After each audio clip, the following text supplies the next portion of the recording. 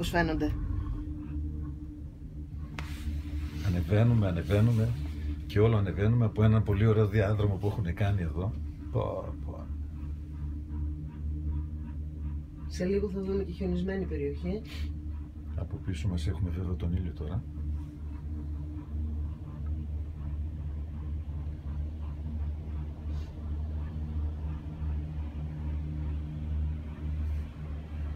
Φυσάει εδώ.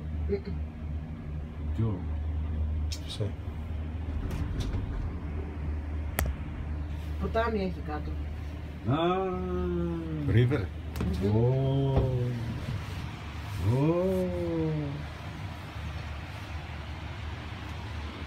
Και εμείς λέμε τι ακούγεται.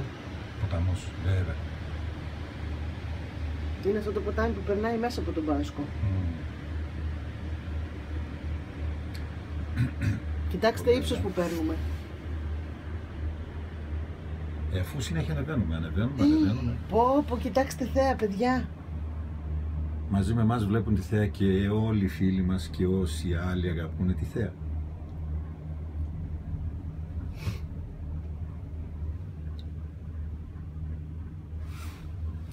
Πολύ ωραία. Κοιτάξτε θέα, παιδιά. Βάσο. Γιάννη.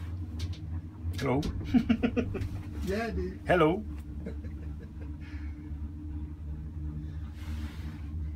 Τι ζητάμε από τη ζωή μας. Άχισε. Λίγες στιγμές ευκαιρίες.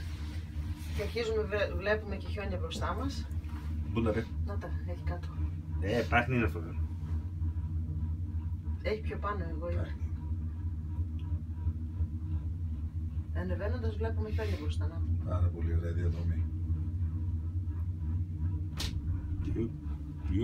Είναι η ένωση του στο πυλώνα που γίνεται. Δεν θέλω χάζα.